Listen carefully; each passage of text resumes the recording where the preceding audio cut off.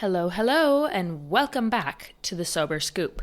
My name is India Gantz. I am your hostess with the mostest, and today we're going to be talking about ADHD and how to deal with ADHD symptoms in sobriety. Attention Deficit Hyperactivity Disorder.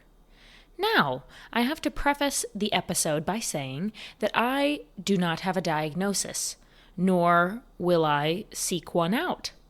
I don't need to know. I don't want to know. But with that said, I have to say that I don't have diagnosed ADHD. But I do believe that I overdrank to quiet my ADHD symptoms. And in my research, a lot of the things that I was experiencing and still do experience sometimes in sobriety really align with how ADHD is described as showing in adult females. So whether or not I have a diagnosis, I feel connected to it, and learning coping strategies has helped me in life with or without a diagnosis. So I just want to put that out there. I do not have diagnosed ADHD, but the coping strategies that I have learned have really just changed my life for the better and helped me manage those ADHD type symptoms that I experience. So I want to share those strategies with you all. Because like I said, when I was a heavy drinker, there was this day that a light bulb went off in my head where I kind of put two and two together. I was scrolling the internet, TikTok, as one does, and I saw video after video about how ADHD presents in adult women, and I was like, wow, I really relate to that. And then, the algorithm is so crazy. I see a video from this guy who I really like on TikTok. I should shout him out. He's like a British guy who talks about ADHD a lot. And he had a video about the correlation between ADHD and alcohol use. And for me, I was like, whoa, oh my God. I think I figured out why I am the way I am. Yes, my drinking problem got to where it did because of a number of reasons. I talk about that bad relationship that I was in a lot. I talk about the injury that I experienced. But I think on a longer term basis, even once I got over those hardships that I experienced, if you will, I still overdrank. And I think a big part of that was just to shut up my brain. And it's also a physical response. That's why sometimes I am curious about getting a diagnosis, because I also think it could be OCD instead of ADHD, where I need to do something, need to touch something, need to touch the edge of this thing. And it, especially around bedtime, it gets crazy. And I know that that's something in my head. And I would drink to just turn that off and be able to relax or watch a movie or get into bed without getting out of bed 5 more times to do these orders that my brain is giving me. Ugh. Yeah. I still deal with that stuff. I'm sure we all have quirks like that, but I have learned a lot of strategies in sobriety to deal with those things. And so I want to share those with you, because drinking is not the only way to manage ADHD or other mental disorders. People tell me that they drink because they're anxious, depressed, whatever. I think it's very common to drink alcohol to cope with our mental disorders. So, or even just our overactive brains. We are living in a society where things are so instant, like social media. It's scroll after scroll after scroll. It's only natural that our brains are also going to be firing at a pretty fast pace. And so I think a lot of people drink just to feel that release and feel that ease in the mind for once throughout the day. So that's what I was doing for sure. But in today's episode, I'm going to share some other strategies that I've learned along the way that have really just made my life better without alcohol. So let's get into today's episode. Welcome to the Sober Scoop. This is a judgment-free zone where we talk about how to get sober and stay sober. You're not alone. I hope you feel seen. Quitting alcohol is the best decision I've ever made. All right, so tip number 1. This is a new one that I have been so happy to discover recently. And this is another one that I discovered on TikTok. I mean, my algorithm knows me at this point. And this particular tool has been really helpful, especially for keeping my place tidy. I'm going to be honest, this is something that I really struggle with, keeping my place tidy.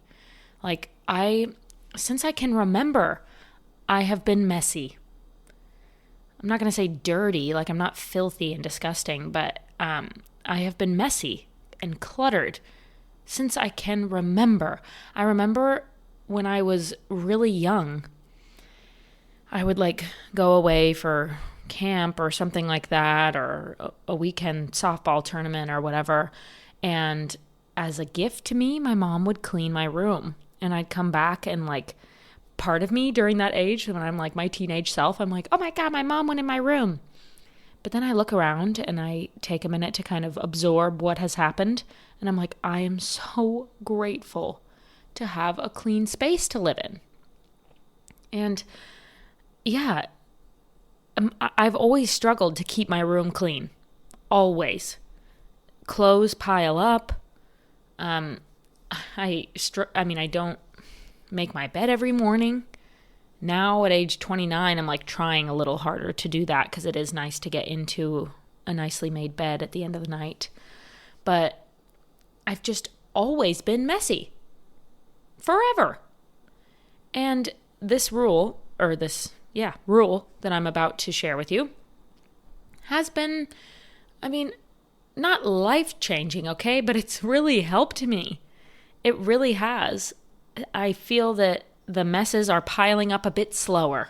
I'm not going to go as far as to say that I'm now tidy and my entire personality has changed into a clean, tidy person, but it has helped the messes not pile up so big that I have to dedicate an entire weekend to getting my place looking somewhat decent.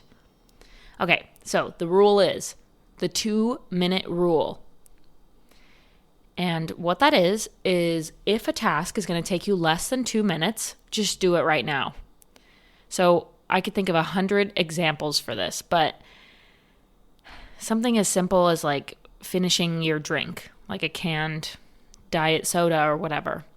It's so easy when you're done to just leave it there on the side table or on your coaster or whatever. It's so easy to just set it there.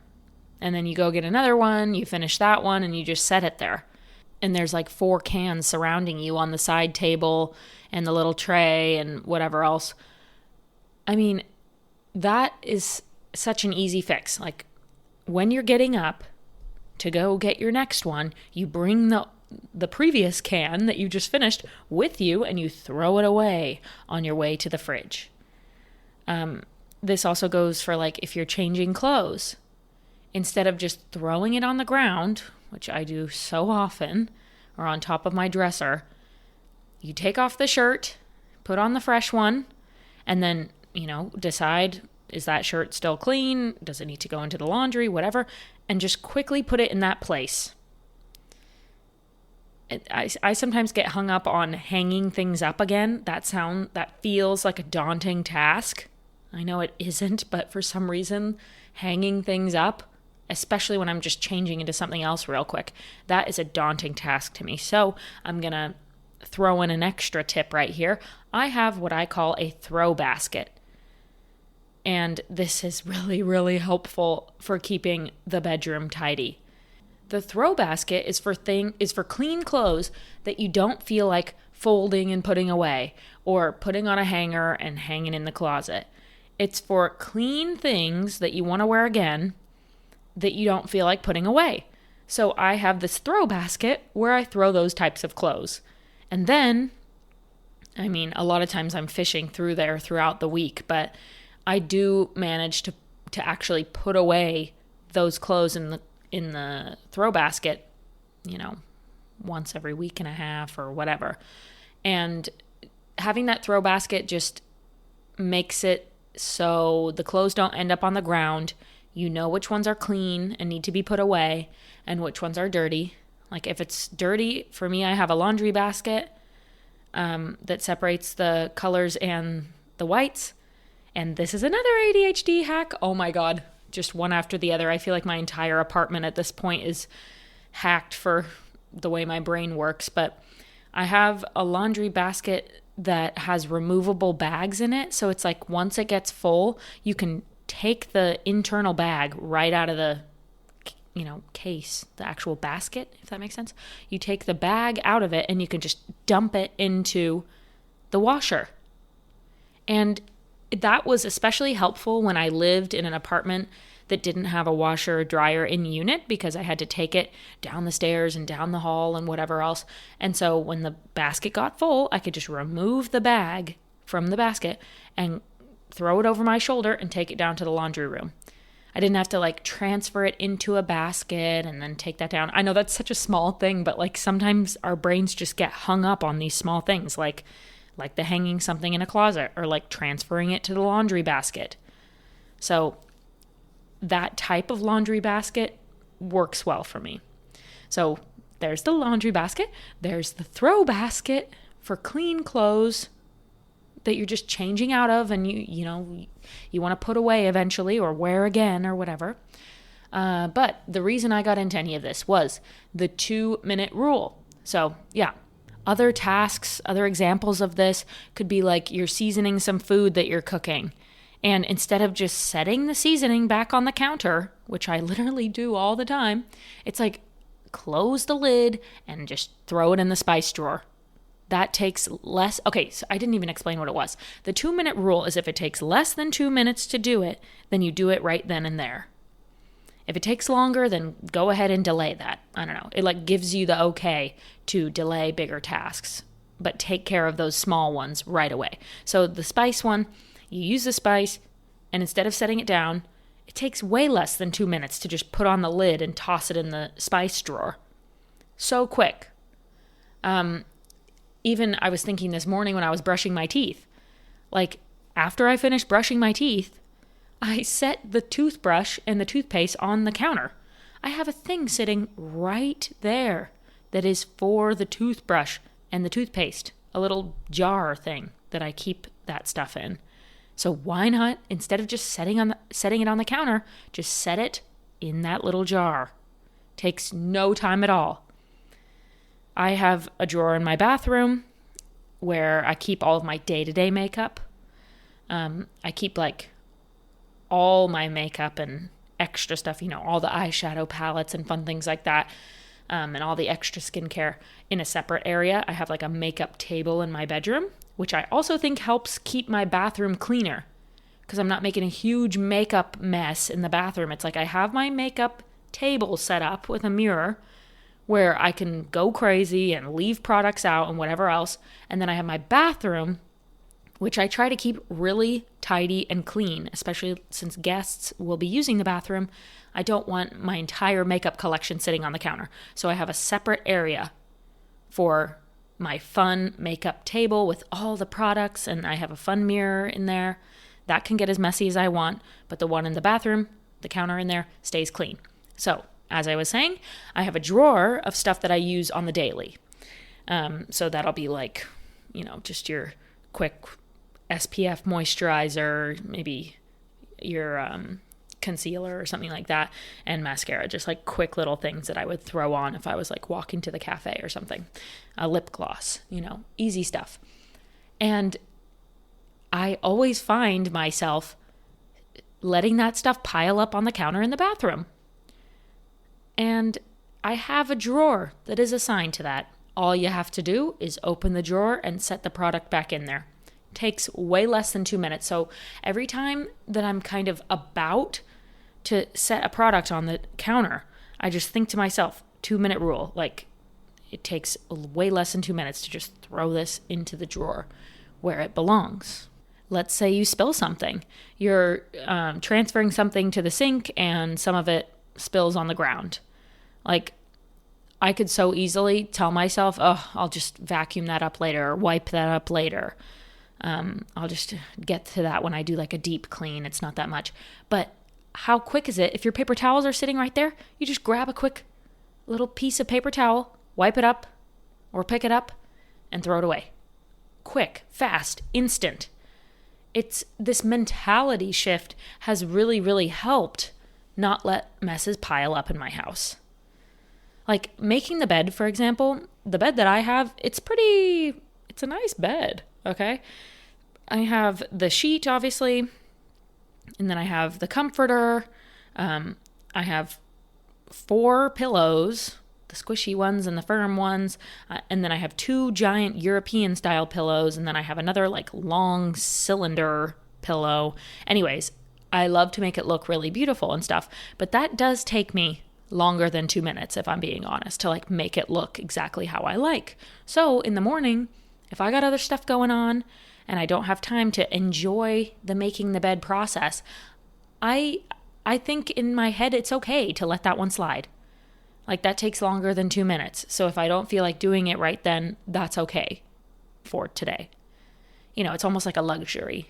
When I make my bed, I know that later that evening I'm going to get to crawl into a nice clean bed that looks pretty and that's all cozy and made just for me, and it's a nice feeling. So I do it for myself because I want that feeling in the evening.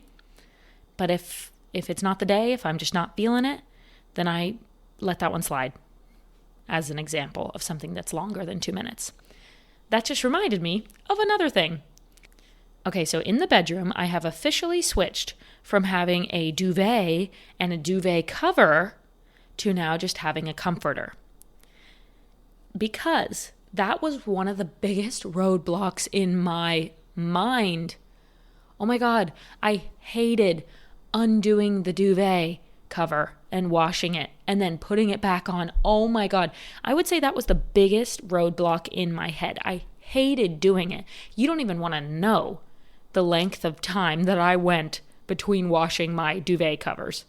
Okay? Like the longest time you could imagine, probably double that. I mean, I never washed that thing. I know, disgusting. Okay, maybe I do live in filth. But anyway, I fixed that. I recognized in my brain that that is a big roadblock for me. And I just, that is a task that I hate, absolutely hate. So I decided to look online and say, like, what's a better solution for if you hate washing the duvet and you hate remaking the duvet cover, tying it up. I had buttons on mine. Oh my God, those buttons were so annoying to put back on, and like tying the corners inside the duvet. And I would look up all these different tactics, like the taco roll duvet cover thing. Oh my God, I just hated it. I hated it. And I was trying everything to make it simpler. But what I've decided to do is just get a comforter and, use a sheet. Like there's a sheet in between me and the comforter at all times. And so you don't really have to wash the comforter that often. I haven't yet, and I've had it for 2 months. Is that bad? I don't know. I've washed the sheets, but I haven't washed the comforter. So I think that helps me because I don't have to wash it as often. And I just wash the sheets, and that's easy peasy. It's like anytime I'm washing my white towels, I also wash my white sheets. That helps too. They're all the same color. They're all whites. And so if I'm ever doing my towel laundry, like my hand towel in the bathroom that gets dirty fastest, then I'm like, okay, let me just grab my bath towels and grab my sheets as well. Boom, boom, boom. Easy peasy. I just like to keep things easy. I hate big daunting tasks because I get like analysis paralysis, and it's like it's too much to do, and so I just never do it. So the comforter has really helped. Another just random ADHD hack that I've talked about in the past is how I organize my fridge. So, people always have the sauces, for example, on that shelf inside the fridge door when you first open it up. Do you really need your sauces on display? Like every time you open your fridge, you're reminded of what sauces you have. If you need a sauce, you know what sauce you need and you go and get it. You're making this dish and you're like, that could use a little sriracha. I'm going to go get the sriracha. You don't need it displayed right in front of you. This has been a life hack for me because I used to waste money on groceries. I still do, if I'm being honest, but I waste less, and that is a win. But yeah, I would put the vegetables in those drawers that are like supposed to be fruit and vegetable drawers, right? Because they're like aired out or something. I don't know, air controlled, whatever. I would put the veggies in that drawer and I couldn't see them. And so they would go to waste. I would forget that I bought them. I would forget to use them. And my veggies and fruits would always get moldy so fast. So instead, I put all the things that are going to go bad super clearly right in front of my frickin' face. In fact, I just finished cutting up all the fruits that I got at the store. I got strawberries, kiwis, and what else did I cut? Cucumbers, which technically are a fruit because the seeds are on the inside. And strawberries are technically a vegetable because the seeds are on the outside. But anyway, that's another conversation. So I finished chopping up the strawberries, the whatever I said, cucumbers, and kiwis. And I put them in clear Ziploc bags, and I put them in the fridge at eye level so that I would not forget to use these things. And I put them all next to each other. It's like, that's the priority section. These things are going to go bad quickly. And I don't put the sauces right on that shelf when you open the refrigerator door. You don't need your sauces on display. The sauces can go in that drawer where the veggies are designed to go. They can be away, out of sight, out of mind, because when you need that sauce, you will go find it wherever it is in the fridge. Anything that's going to go bad, anything you want to use, put it in the shelf when you open the fridge, put it right at eye level, put it wherever makes sense to you, but where you can see it. And I also group things that go together. I don't put all the dairy next to each other. I don't put the Greek yogurt with the Parmesan cheese, with the cheddar that I'm going to use for charcuterie, okay? Like, yes, they're all dairy, but I'm going to use those things in very different ways. Instead, I'm going to put the grated Parmesan cheese next to the pasta sauce that I bought because I'm going to make a pasta dish. And I'm going to put the cheddar next to the salami that I got and the olives that I got for the charcuterie night that I'm planning to have. And the cottage cheese, that's actually going to go with the fruit because I'm planning to have a breakfast bowl with cottage cheese and fruit. So those go together. I group things together how I'm going to use them because I'll forget what I got and where I need to use them. So I group them together by meal instead of by category, like all the veggies together, all the fruits together, all the dairy together. No, all the meat together. I put all that stuff with the other things that I'm going to use in the meal that I'm making. So, yet another hack.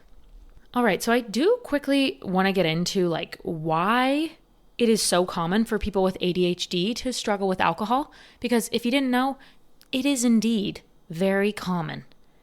In fact, studies show that up to 43% of people, almost half of the people with ADHD, will develop an alcohol use disorder, which is insane. 43% of people with ADHD. And I feel like a lot of people in our society have ADHD. Obviously not everyone, but like it's not such a foreign concept anymore. And 43% of people with ADHD are going to develop some sort of alcohol problem. Because unfortunately, alcohol does work for a quick fix to all of these ADHD issues. It shuts off your mind.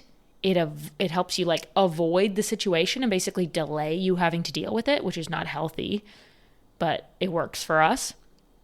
It shuts off your brain and your thoughts, slows the mind, and it's also like scientifically a dopamine hit. And in ADHD, people with ADHD are constantly seeking dopamine hits. So anyway, I want to get into a bit more details as to why people with ADHD do turn to alcohol in the first place. So reason number one, Self-medication. People with ADHD often struggle with restlessness, impulsivity, and racing thoughts. True that. Alcohol slows down the nervous system so it can feel like a quick fix, calming the mind, reducing anxiety, or helping with sleep. Which is so funny because it does help you literally pass out and just get to sleep and turn off your brain so that you can sleep.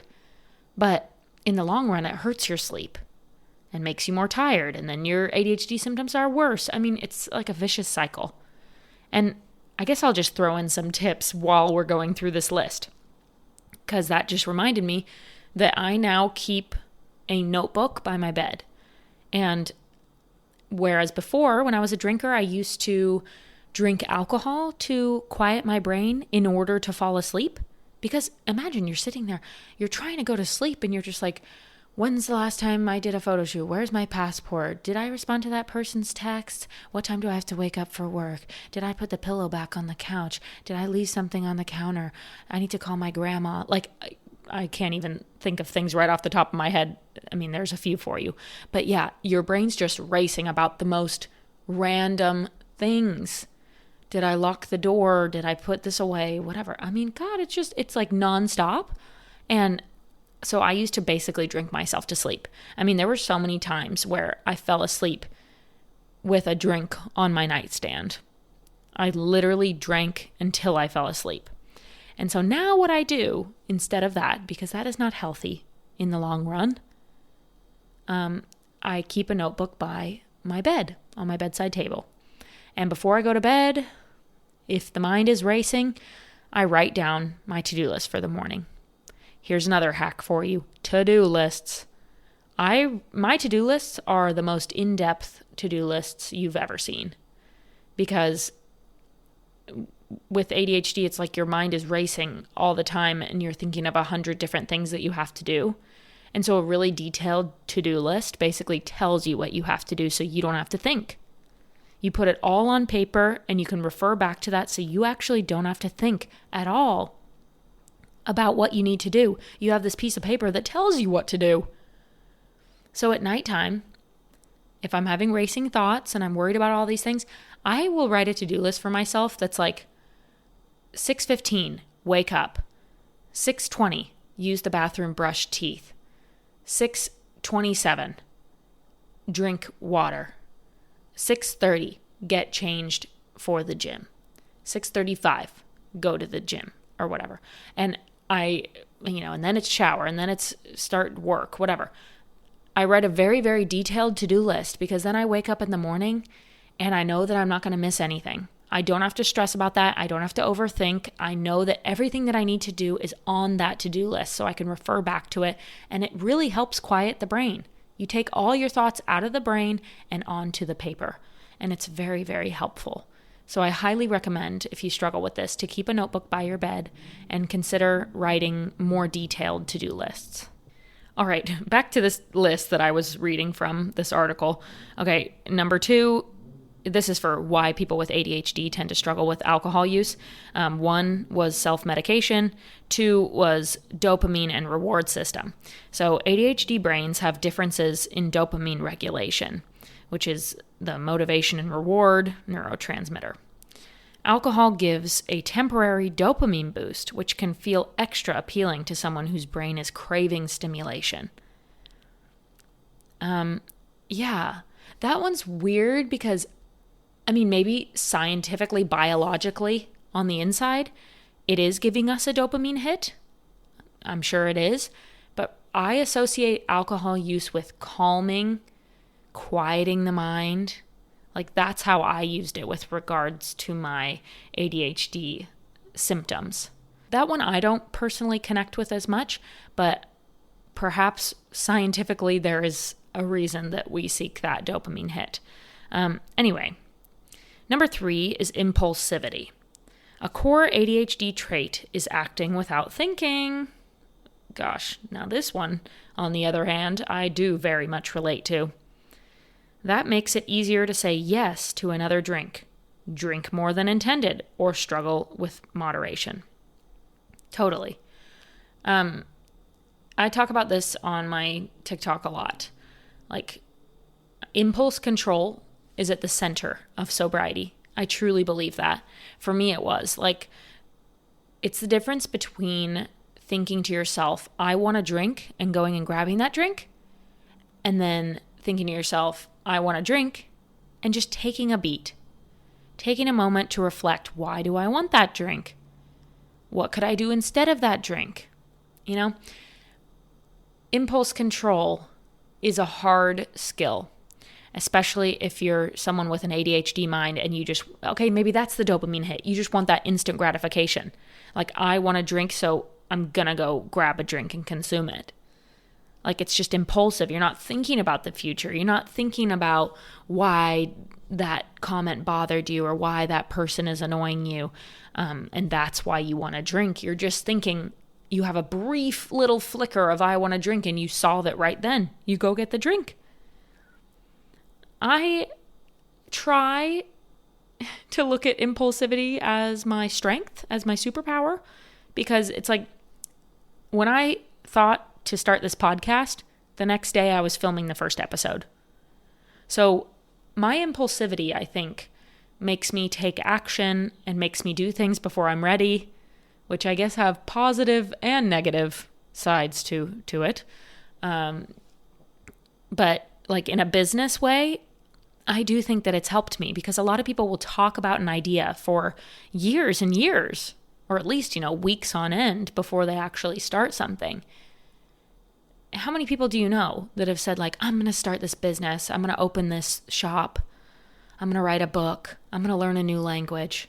Okay, like, while they're busy planning to do all that stuff, like, I've already joined a Spanish-speaking Facebook group and connected with 2 people in my area who I'm going to meet at the coffee shop to work on my Spanish. While you're planning to learn a language within the next 5 years, I booked a session for tomorrow. So the impulsivity, it has its positives and its negatives. But learning impulse control, I believe, is a key to sobriety. And I do have an episode all about impulse control, so feel free to go listen to that to dive into this a bit more. So yeah, impulse control is really important to learn in sobriety, because like I said, the thought pops into your head, I want a drink. Whether that's because you just had a long day at work, you were stuck in traffic on your way home, you just got lunch with this person who annoys the crap out of you, somebody cut you off, whatever your trigger is. Even just for me, in the beginning of sobriety, walking into the kitchen was a trigger for me, because that muscle memory of just walk into the kitchen, getting a drink, walk into the kitchen, getting a drink. So even walking into the kitchen was a trigger for me in the beginning of my sobriety. So instead of walking into the kitchen and being like, I want a drink, well, you think that, you can't control that. So you think, I want a drink. And instead of grabbing a drink, you just think to yourself, why do I want that? Okay, so why am I wanting a drink right now? I think it's really because I'm just walking into this room. Maybe it's because it's a hot summer day. Maybe it's because somebody annoyed me. Maybe it's because I want to go relax on the couch. I've had a long day. So just identifying why you want the drink is really helpful. And even that right there is controlling your impulses. So taking a beat and reflecting on why you might be having that craving. And then redirecting that somewhere else. So they say that cravings only last 30 minutes. Scientifically, I keep saying that, but cravings are said to last 30 minutes. So if you can make it through 30 minutes, you can beat that craving. So go on a walk, do the dishes, do some yard work. Basically distract yourself and go do something physically to get through that craving. So yeah, impulse control is like controlling your impulses and then redirecting that craving or temptation elsewhere. Just to dive into that briefly, back to our list. We talked about self-medication, dopamine and reward system, impulsivity, and now co-occurring challenges. ADHD often comes with anxiety, depression, or low self-esteem. Alcohol is sometimes used as a way to cope, though it makes these conditions worse long-term. Totally agree. Mostly on the last part of that statement, that alcohol is a temporary fix and it actually makes these things worse in the end. Let me tell you right now, My ADHD brain was so much worse as a drinker. Oh my God, it almost makes me cry. It was debilitating. It was debilitating to where I was looking into like medication and things like that. But of course, you can't get on medication while you're drinking to the extent that I was. So I never did that. But yeah, I was looking into medicating for ADHD because it was just debilitating. And I was like, once I get sober and I don't have my coping mechanism of alcohol, I'm going to need something, right? I'm going to need something. But I wanted to give it a try first. And it was hard in the beginning, for sure. It was hard. But eventually, like now, I've been sober for quite a while, and I can confidently say that my ADHD symptoms are so much less. I would say the OCD aspect of it is probably the biggest change that I've noticed. Like, I don't really talk about this too much, and I don't want to talk about it too much because it's something that's like very, very uncomfortable for me and like embarrassing.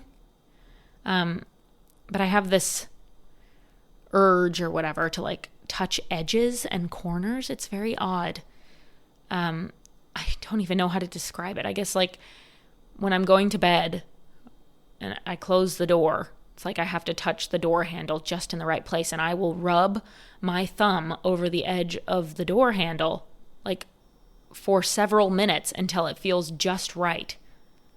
And then I'll get back into bed. And if I didn't do it just right, then I'm laying in bed and thinking about how I didn't touch it just right. It's the corner of tables, it's the edges, it's every time I open the fridge, touching the edge of the fridge handle. So I haven't ever talked to somebody who's experienced the same thing. One other person opened up to me about their OCD, and it was just so different. It was like the same things you read about online, which is like checking that the door is locked, and checking that the stove burners are turned off. And yes, that I do double check the door a lot of times, but my thing is more so like when I'm going to lock the door, I'll stand there and like flick the, whatever it's called, deadbolt, like kind of back and forth until it closes just right. It's like a feeling thing. It's a tactile, whatever, urge that I feel. And those urges were actually like debilitating. I mean, I would stand in these places for so long touching something until it was just right. Plugging in my phone to charge, I'm touching the edge of the charger constantly, like for a long time. Instead of just plugging it in and moving on with my day, I would plug it in and then touch it. Okay, that one was just right. Like rubbing my finger around kind of the sharp edge of the charger. And I still experience that stuff. I do. I notice it the most when I have a guest over because it's like embarrassing to do that stuff for too long. When I'm alone, I can do it for as long as I want. But I kind of am reminded that I have these weird urges when I have other people over and around. But what I was going to say was, in sobriety, that's a lot less. And I feel that I have better control over it. I'm really big on, like, personally for my situation, not medicating, but learning strategies to cope. And I have also done some research in addition to the ADHD stuff. I've done research on OCD and like how to push down those thoughts as much as you can and like be okay with not touching it just right in my case. So there are a lot of times where I just crawl into bed and don't think about any of that. And it's just like peace. I just remember that when I was a drinker, all that was so much worse. I still experience it on occasion, but it's like I have better control over it and it just happens less. The ADHD stuff, the OCD stuff, it just happens less. It's so much better. Like, I'm telling you right now, if you're listening to this and you drink to cover your ADHD symptoms, you will struggle for the first month, for sure, maybe longer than that. But after a while, it is like the medication that you've been looking for. Sobriety really does help quiet your mind and like get you to a more normal state. Yeah, it's like you used to feel that you needed alcohol to quiet your brain and like numb your symptoms. But in sobriety, you don't feel the need to numb your your symptoms.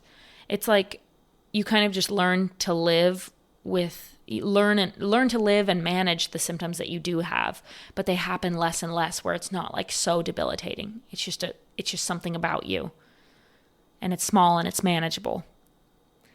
If you're still really struggling, obviously talk to a doctor and like they can help you. There are medications that exist for dealing with those things.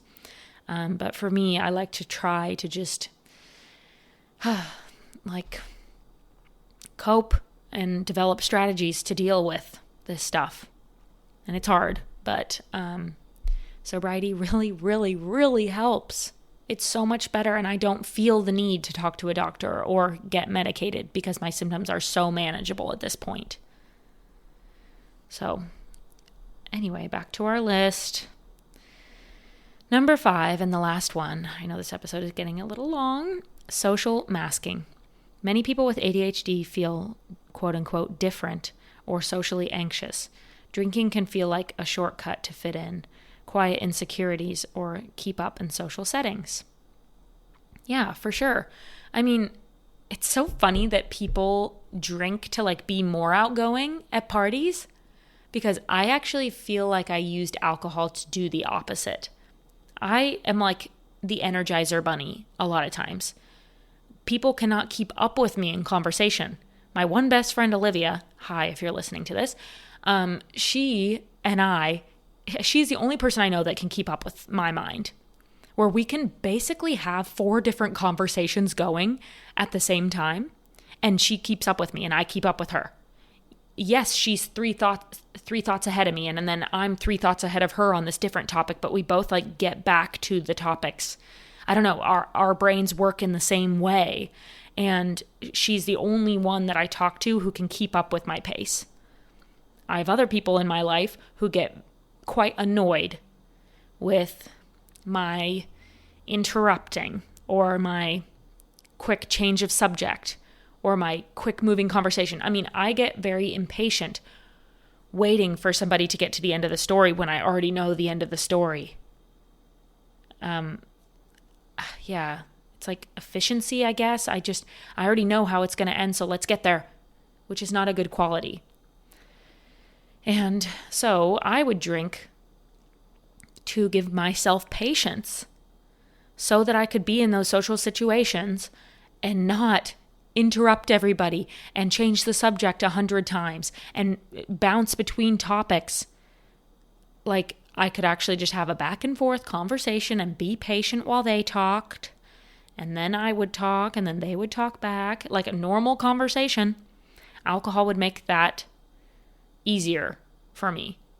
It's really patience, or tolerance, maybe is the right word. I just have a tolerance for other people's pace of conversation and just pace of life.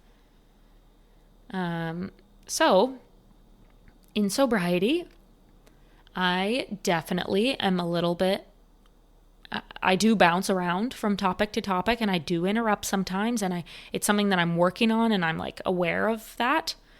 I'm aware that other people like to talk back and forth about one topic instead of jumping around to different things. So anyways, I'm just working on that and trying to be a better person, but I'm also recognizing that it's part of my personality and it makes me who I am.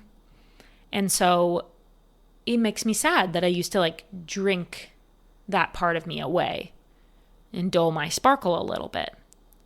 So there's pros and cons, but like, yeah, in sobriety, I am who I am. And also, you get better.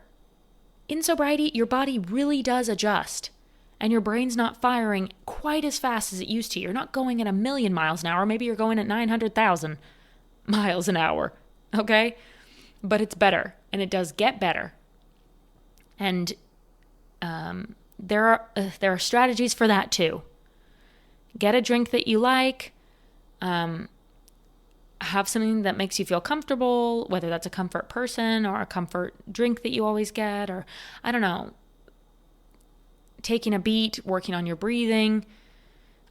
Sometimes oh my God, there are so many little things, but sometimes you can like focus on something on the person's face to look at, and that keeps you like focused on them instead of thinking of the 500 things that you have on your mind. That's really detailed, and I don't want anyone that I know thinking that I'm like staring at the dot between their eyebrows or something to maintain focus. That sounds psychotic. But yeah, it is what it is. Yeah. So just know that when you get sober, you're making a good decision for yourself, and like all of that mental craziness that is going on in most situations gets better with sobriety. And if it doesn't, then you might need to explore something else. But for me, learning coping strategies and getting sober have been game changers for me. And my life is so much better without alcohol. I am mentally just so much more stable. I'm in control of my thoughts. My thoughts do not run me. I'm in control of my impulses. I feel more normal now than I have ever felt. When I was heavily drinking and dealing with all this stuff, I thought to myself that I have a problem, and like I needed alcohol to get through my problem and like self-medicate my problem. And now I feel like I am actually cured. I don't need to be medicated because I am cured. Of course, not all the way. I still have these quirks here and there, of course. But I do feel like I am healed from within, and I don't need like a Band-Aid fix like alcohol to manage my life anymore. It's gotten to such a good place in sobriety where most of that is quieted, and I feel actually pretty dang normal. And in the ways that I do not feel normal, I see those as bonuses, as like positive qualities about me. And I know that obviously we all have our weaknesses, and like I said, the conversation thing and having patience with people and trying to stay on one topic, like that's stuff that I recognize I need to work on. And the people, well, I'm thinking one person in particular who's very close to me in my life has told me, like, you got to stop interrupting and you got to stop changing the topic. Like, I'm finishing my story. And so I know that that's something I need to work on. But these other quirks, like I talked about the impulsivity of like starting a business right when it comes into your mind, like these other little quirks that I have, I do see them as positives. So we just have like more self-awareness in sobriety, and we have the tools in our toolbox to work on ourselves and become better human beings. Play on our strengths, work on our weaknesses, and we're just like aware. I do feel very aware, in control of my thoughts, and like capable of dealing with pretty much anything that comes up in life. I mean, you know, crazy things happen and life can change on a dime. But I do feel so connected to my mind where I just have, not to be redundant, but I have the tools in my toolbox to deal with whatever life throws at me. And I feel very in control. And that's a good feeling, instead of being out of control and like I don't have any control over my thoughts. Like they control me. That's how it felt. And like alcohol was the only thing to get a little control back and like quiet those voices in my head, basically. And now it's like I'm the voice. Like I have control of those voices. I can turn them off. And I can say no. You know, put those thoughts down. Anyway, I hope that made sense. Yeah. So a bit of a heavier episode, but I know that I'm not alone in this. So many people message me saying like, I drink to cover my ADHD symptoms. So when I quit drinking, what am I going to do? How am I going to live? And I get that. But also realizing that I was drinking to cover my ADHD symptoms was like a light bulb going off in my head. And it made me realize why I drank and that I could quit drinking and like my symptoms would get better. And learning the different coping strategies. I mean, go down the TikTok rabbit hole of learning about different strategies to cope with ADHD. There are ways to organize your office, your desktop computer, your makeup table. There's different comforters, like I said, different laundry baskets. There are so many tools out there. And they really help you live a better lifestyle, not just band-aid your symptoms. So I hope you enjoyed this episode. Thank you so much for listening. Have a good one. Bye.